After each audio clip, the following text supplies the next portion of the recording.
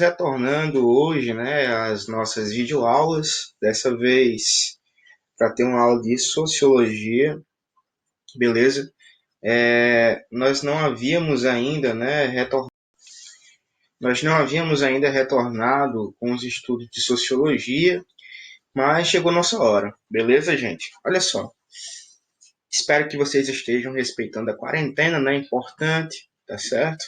A gente sabe que os boletins diários, né, da Secretaria de Saúde do Estado não são muito animadores, os casos confirmados vêm crescendo. Nesse último final de semana tivemos até, infelizmente, né, um óbito, um professor da UERJ.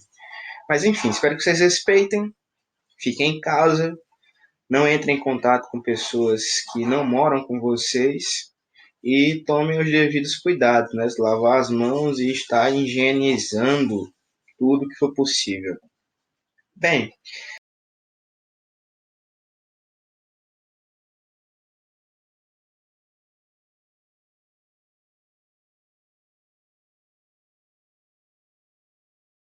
em filosofia, tivemos a pausa. Nós estávamos estudando pensamento teórico, tá certo? Começando lá na filosofia, até chegarmos a isso que nós chamamos de sociologia, beleza? Então, observem, é muito comum o estudante que está começando o ensino médio, como vocês esse ano, né, estarem diante do seguinte questionamento, né? Essa, porque vejam, parece que as duas áreas são muito parecidas, elas são convergem, né, em muitos pontos, estão falando quase a mesma coisa e, em geral, como é o caso de vocês, temos o mesmo professor, professora, tanto para uma quanto para outra. Então as pessoas acabam confundindo um pouco, ou são a mesma coisa, e vez ou outra os mesmos autores e autoras são estudados tanto na filosofia quanto na sociologia. E aí fica a questão, né? O que é sociologia? A gente começou o ano, aqui voltando, que eu quero que vocês mentalizem isso e guardem na memória, que sociologia é uma ciência, tá certo? Uma ciência social. E enquanto ciência, ela serve para estudar, tá certo? Algo muito específico. Toda ciência estuda algo específico. E a sociologia também estuda algo específico. Que coisa específica é essa? São, tá certo? Os fenômenos sociais. Ou seja, a sociologia quer entender o que acontece na sociedade, o porquê, quais os interesses, o que motivou esses eventos e assim por diante. Beleza? É isso que a sociologia quer entender. Diferente da filosofia, que quer entender várias outras coisas. Ok? Então, a sociologia é uma ciência dedicada à compreensão do que acontece na sociedade. Certo? Só que aí percebam, enquanto ciência, ela tem uma data histórica para ter surgido. Ela surgiu quando? Século XIX, tá certo? A partir de quem? Auguste Comte, e assim por diante. Nós ainda iremos chegar nesse ponto. Mas, até o momento, o que nós estamos tentando entender é como o ser humano, beleza? Mesmo vivendo em sociedade desde quase sempre, conseguiu sobreviver sem uma ciência para entender a sociedade. Aí você diz, poxa, eu também sobrevivo sem isso. Eu estava durante todo o meu ensino fundamental sem essa ciência. Então dá para sobreviver em sociedade sem estudar ela de um modo científico. Aí eu digo, calma, não é bem assim. Você e seus colegas, sim. Mas a humanidade, não existe nada mais básico na vida do que a vivência social. Então, como sobreviver enquanto humanidade, enquanto coletivo, sem compreender o próprio coletivo? Essa é uma questão interessante. E a gente percebe que durante muito tempo atrás, Existiram outros modos de conhecimento para, tá certo? Explicar a sociedade. A gente falou do mito, assim como nós falamos lá em filosofia também. Nós falamos da filosofia nascente, que também ajudou a compreender a sociedade. As primeiras teorias políticas e sociais surgem lá na Grécia Antiga com Platão e com Aristóteles. E nós hoje vamos fazer um percurso que vai nos levar um pouco além, tá certo? Então, diferente de filosofia, eu não vou fazer só uma revisão. Eu vou continuar o conteúdo com vocês aqui. Por quê, né? Porque dá para se acompanhar através da videoaula. E aí nós vamos além até que ponto? Estudar como, tá certo? Durante um período da história, as sociedades deixaram de ser compreendidas somente através daquela visão filosófica e avançaram a algum outro ponto. Porque note, na visão filosófica antiga de Platão e Aristóteles, ainda assim tinha uma visão muito ideal sobre o que é a sociedade. Platão queria dizer que a sociedade deveria ser de tal modo, Aristóteles dizia que a sociedade deveria ser de outro modo, mas eles ficavam nessa, em como a sociedade deveria ser. Eles não estavam explicando muito bem como ela era, ou porquê de ela ser daquela maneira. Que essa é a visão da sociologia, querer entender o porquê nós estamos aqui desse jeito. Beleza? Então, note, ainda não era sociologia. Mas como passou a ser? O que é que aconteceu na história para que a gente, então, modificasse as nossas visões e passássemos a nos preocupar cientificamente com a sociedade? Vamos lá. Depois, lá do período clássico, né, na Grécia Antiga, nós temos o Império Romano, que trazem uma coisa inovadora para a história da humanidade. A sociedade grega já tinha trazido a democracia, agora a sociedade romana, né, o Império Romano trouxe a república. Agora a gente tem uma concepção de coisa pública, as coisas são comuns, beleza? E a sociedade se organiza em torno disso. Durante a Idade Média, um período dominado por senhores feudais, já não se tinha mais a noção da coisa comum, da coisa pública. Tudo era propriedade, grandes fazendas, onde o senhor feudal, o fazendeiro, né? Claro que esse fazenda é uma analogia, viu, gente? Não era bem fazenda, não. Mas o senhor feudal, né, o dono da terra, acabava dominando tudo e, através da posse da terra, ele dominava quem morava lá. Então, é um período que também não há uma organização social. Isso tudo começa a ser transformado, olha só que interessante, no fim da Idade Média. E tem uma coisa muito interessante para nos explicar o fim da Idade Média, que é algo que nós estamos vivenciando hoje em dia, né? Uma pandemia. Olha só, geralmente quando uma pandemia é muito grave, ela é capaz de modificar as estruturas sociais de tal modo que a gente já não conheça mais o mundo, já não reconheça mais o mundo, né? Como nós vivíamos antes. A gente espera que essa não seja mais grave do que já está sendo, né? Mas há sempre a possibilidade de, quando a gente voltar à realidade, ela já não ser mais do jeito que a gente vivia. Já não tem mais condições de viver daquela maneira, temos que reinventar. Isso aconteceu na Idade Média, quando houve a questão da peste negra, e aí a sociedade teve que se reinventar. E se reinventou como? Se reinventou largando aquela visão medieval, domínio do senhor feudal, instituindo um modo de vida onde as pessoas trabalhavam, tinham posse do próprio trabalho e conviviam com as outras sem o intermédio de um senhor feudal. Deixaram de morar no campo e passaram a morar na cidade. Claro que alguns, né? Mas a cidade vira o centro das relações e não mais o campo.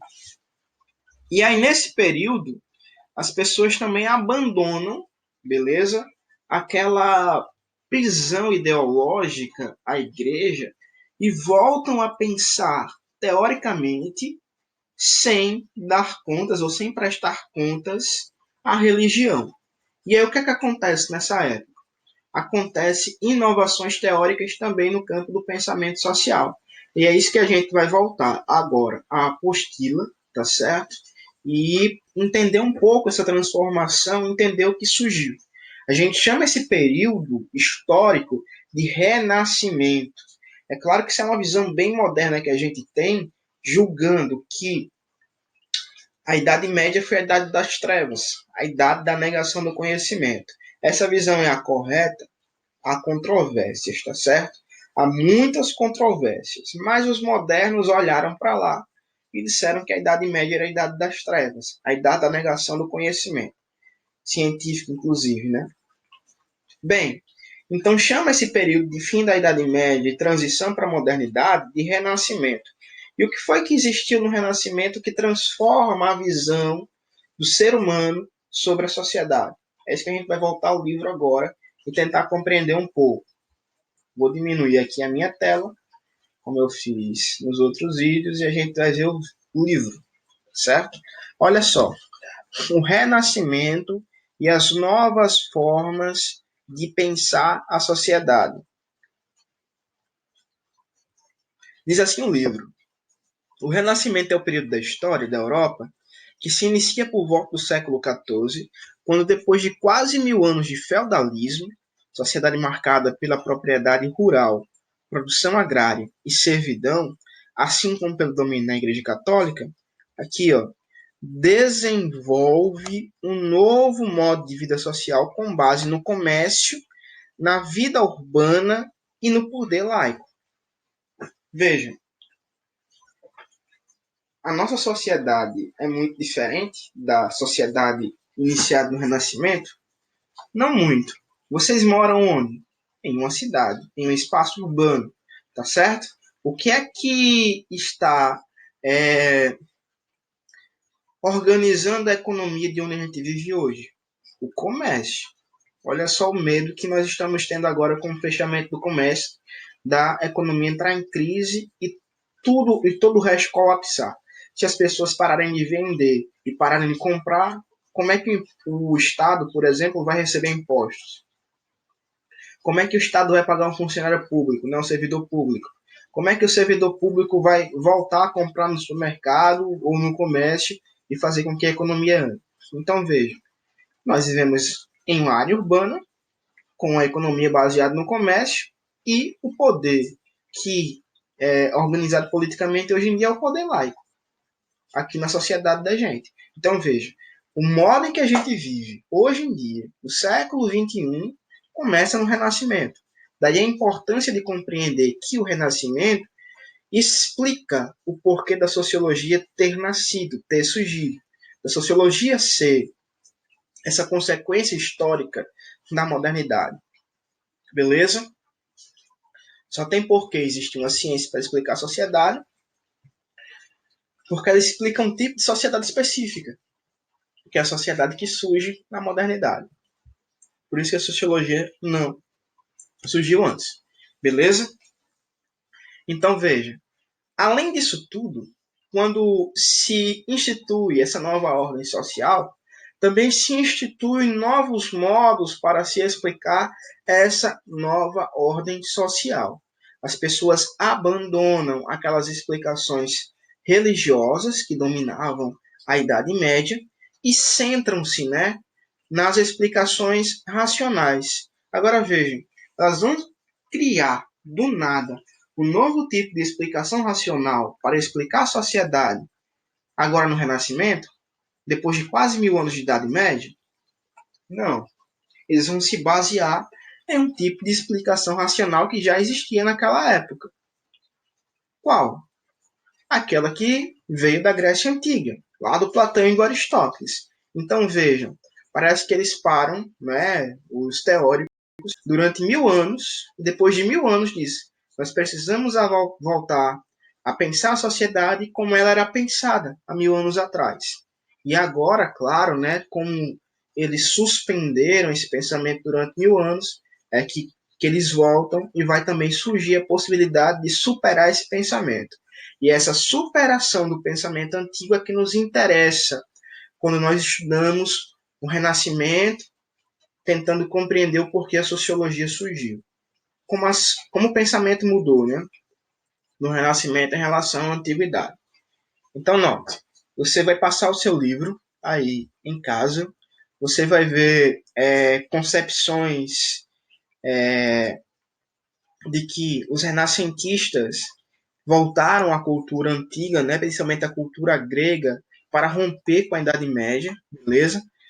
Aí surgem, como se coloca, né, algumas utopias. Detalhe, nessa época começa também, né, o comércio ultramarino, as grandes navegações que proporcionaram o descobrimento das Américas, do Brasil, e essa colonização que nos gerou.